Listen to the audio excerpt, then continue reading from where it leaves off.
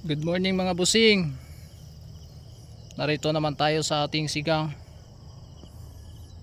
So ito busing, nakikita nyo ba to? Ito may mga pangyayari sa ating sili. Yan. So magsusurvey tayo ngayon. Titingnan natin kung maraming namamatay sa ating sili. Yan busing. Yan. Sabihin ko mamaya sa inyo kung anong dahilan, kung bakit ganyan maraming namamatay. Ayan o. Ayan. Para at least alam nyo kung ano ang dahilan. Alam mo nyo naman ang panahon ngayon mga boss, na yung panahon po ngayon ay dumaan po tayo sa matagal na pag-ulan. Ayan o. Yan. So namamatay siya. Yan. Ang itsura niya. Diyan. Hanggang doon yan sa dulo. Marami talagang nangyari ditong pagpatay ng ating sili. So mamaya ay explain po natin kung anong dahilan po niya mabusing. Para at least alam nyo. Yan ay itsura. Doon sa hitaas ay ligtas po yan sa pagkamatay ng mga sili. Pero dito sa ating dinaanan malapit sa atin ay marami ang namamatay dahil sa walang tigil na pag-ulan noong nakaraang linggo. Buti na lang ngayon ay magtatatlong araw na, no? Ang mainit na panahon. Ito mga hinog. Yan. So ang sili natin hindi nyo makikita na maraming bunga dito kasi dito ay talagang hindi maganda yung tubo niya dito sa baba. Ito yung yan. So explain natin yan kung bakit na patay ang mga yan, no? So ayan o, nagkasunod-sunod, di ba? Ang daming patay. Ayan, so patay. So explain natin. So dumaan ang malakas na ulan at matinding ulan na walang tigil talaga, no? Ganyan po ang mangyari sa sili po natin mga boss kapag hindi po tayo nag kanal, no? Hindi po nahangir kumbaga yung puno, no, ng sili. At sa tuwing umuulan nababasa siya, no? So tapusin mo ang video na ito kung ikaw ay mahilig magtanim ng sili, kasi mahalaga to. Sili, talong o either kamatis. Ang sili napaka-sensitive na tanim mga boss, no? Kung ikaw ay magtatanim pa lamang, tandaan mo to, no? Mahalaga ito. Kapag ang area mo ay hindi na hangir, no, sigurado may tendency, lalo na po mga boss kapag pag tuwing umuulan, hindi po na matagal po bumaba ang tubig. You know, 'di ba? Kita nyo tong tong lupa. Mula doon ang mga tagas ng tubig sa itaas papunta dito, tapos dito ay parang stagnant, no? Stagnant dito ang tubig, kaya ganyan po ang nangyari sa sili natin. Hindi po natin naagapan kasi marami po tayong ginagawa at dito ay nahuli po tayo sa paggawa ng kanal dahil hindi po tayo naka-action.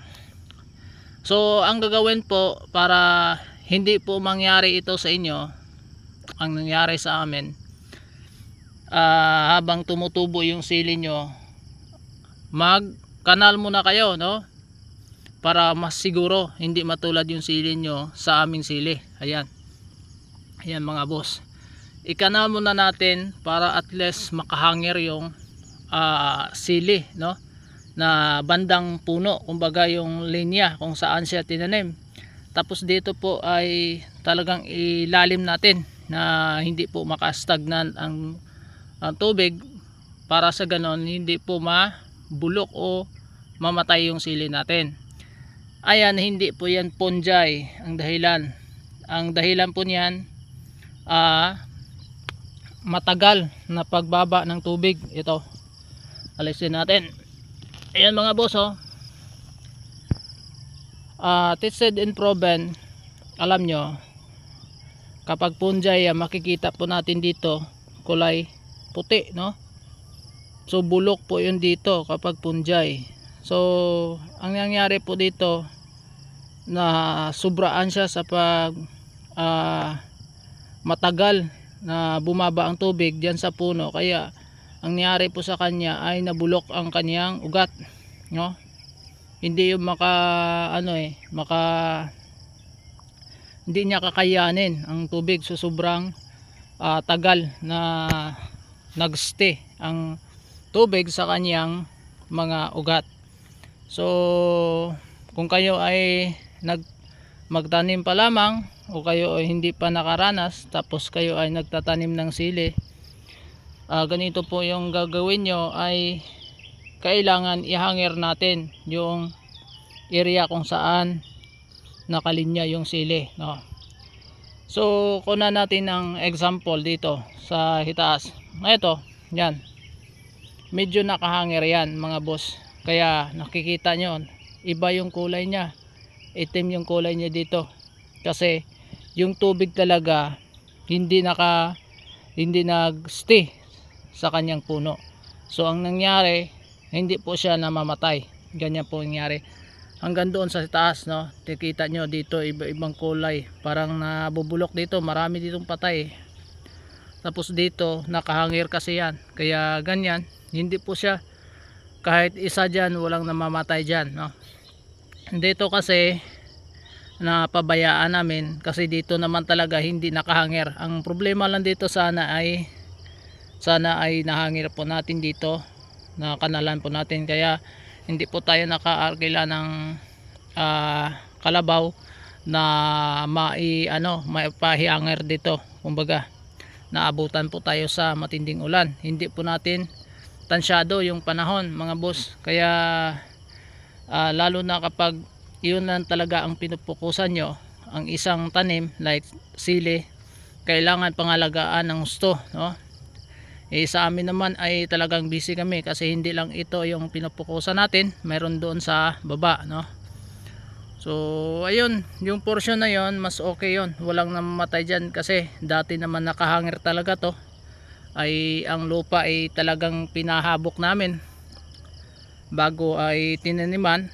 So yun po ang nangyari, mas maganda po ay pinahabok natin, natin lupa, para sa ganun kapag umuulan mga boss, ayan o, yan, dyan siya dumadaan ang ulan, kaya ganyan ay maganda ang sili po natin, no?